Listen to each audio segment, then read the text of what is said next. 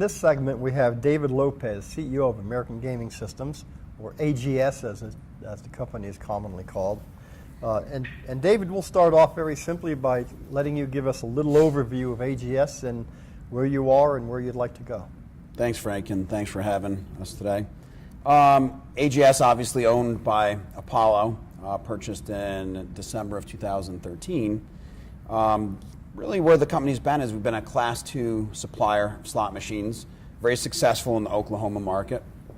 Also have machines in other Class II jurisdictions, primarily Florida, along with Oklahoma. When Apollo bought the company, their goal was to really expand the reach of where we're going with slot machines and also diversify the product line. So where you see us today is not the same as where it was even 6 or 7 months ago. Today we're in Class III jurisdictions. We're approved in Nevada. So we'd like to take the product line, the slot product line, expand into additional Class II, expand our offerings, and obviously roll out in the Class III jurisdictions such as Nevada, New Jersey, and the traditional jurisdictions. We've been successful so far. We bought a company called Colossal, which is Steve Weiss's company. As you know, Steve Weiss he was the founder and CEO of CDS back in the 90s. So that's been a nice marriage. So I think we're going in a good direction, expanding, again, geographically and from a portfolio perspective, now moving into table games, which I'm sure we'll talk about.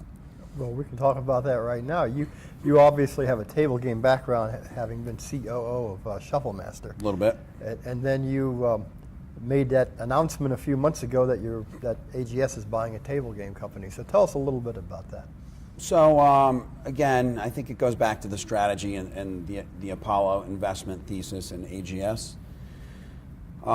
When they looked at the landscape of the gaming supply space, and it's interesting because as Apollo is an owner, and I'm dealing with one person in particular, I'm dealing with someone that has experience from the operations side, as he sits on the board and is primary owners of Caesars. So they saw an opportunity, Apollo did, in buying AGS to expand the product line. Obviously, when they interviewed me and sort of courted me for the position, it was a good fit because they want to expand beyond slot machines, whether it be ETGs or utility equipment or proprietary table games. We chose proprietary table games first, primarily because we saw an opportunity to get in.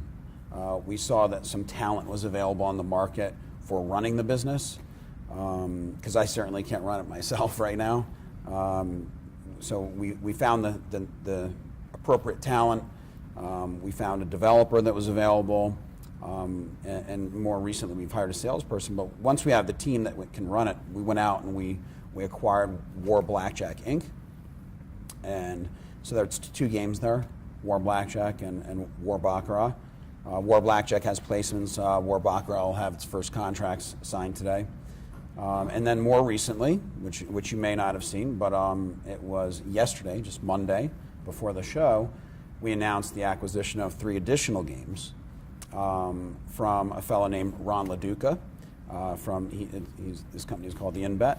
And so we bought the InBet side bet, we bought a Craps side bet, and we also bought a new proprietary table game called Crisscross Poker. Okay, very good. So you're pretty serious about developing table games as a significant part of this business. Well, I mean, I think that if we're going to do anything, we should try to be the best at it. So I know that the king is pretty big, but we're going to put our best effort forth to take it seriously. Yeah, absolutely. Tell us a little bit about the Apollo ownership. Now, does Apollo own 100% of AGS? Yeah, Apollo's 100% owner. Obviously, they bought us back in December 2013. I think it's a great marriage to be owned by a company like Apollo. They have the resources. They've got great experience in owning companies. That obviously this isn't their first rodeo. This is what they do for a living.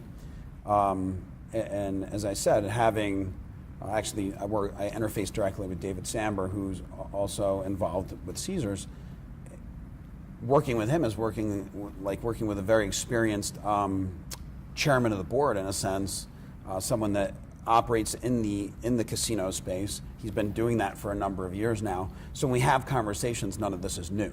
Right. These are all things that he has experience with, and that he can speak to intelligently. So I think it's a very good marriage. They're tough guys to work with, as far as they know their stuff and they ask good questions. But they're great and intelligent group of guys, and they're very reasonable, always listening, even when we don't always agree. Right. You mentioned Caesars. Is there a relationship or a more open door for you with Caesars? No, I mean, really the relationship with Caesars for us is no different than it would be with MGM Corporate or any of the other big operators. Even if, I'd say if Apollo weren't involved at all, whether all the corporate folks at Caesars and all the property folks we've been doing this. I've been doing it for 17 years. The team's been doing it. Many of them have been doing it longer than I have. We didn't need Apollo to have those relationships. Right. So those relationships exist. And when we get an install, we're treated no different than IGT or Bally or WMS.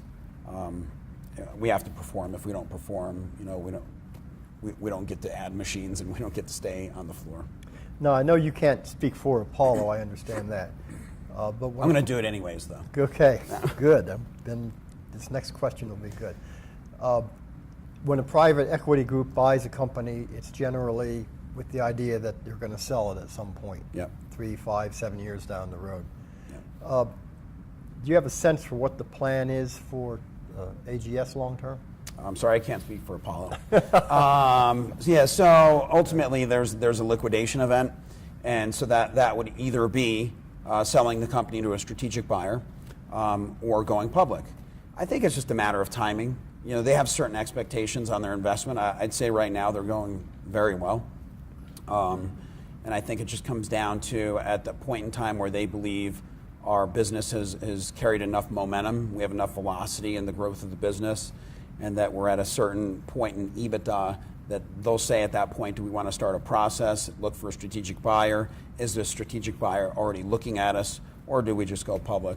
So I can't speak for Apollo, but I think that it just is a matrix of decisions that will come across at that time. Now, if we assume that AGS is still, whether it's a public company or owned by somebody else or still owned by Apollo, but if we assume there's an AGS still 3 or 5 years from now, based on the strategy that you folks are working on now, what will that company look like?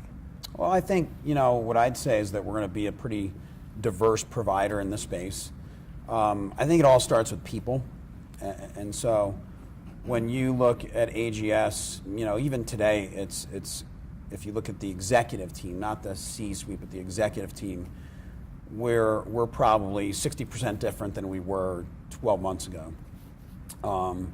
And I think that when you start with good people and you build the team around the people and we continue to add good people, you're going to see a company that looks and feels completely different.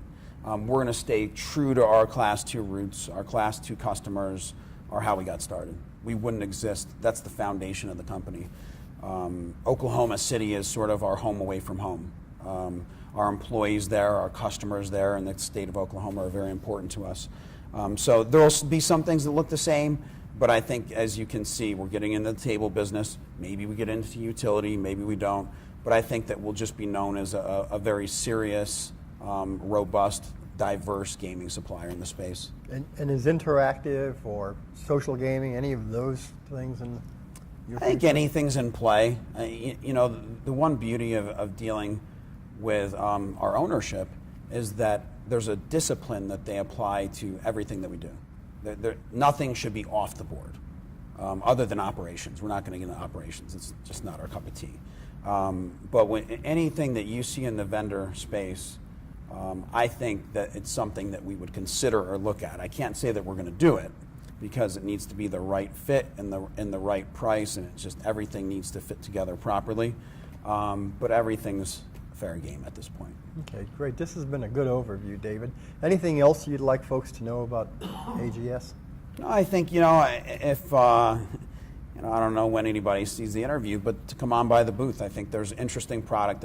When I walk up to the AGS booth, and maybe I'm biased because I work there, but when I walk up to and into the AGS booth, it's different. It doesn't have the same feel as other slot manufacturers. Not to say that there's not great product out there, because there's some great product out there.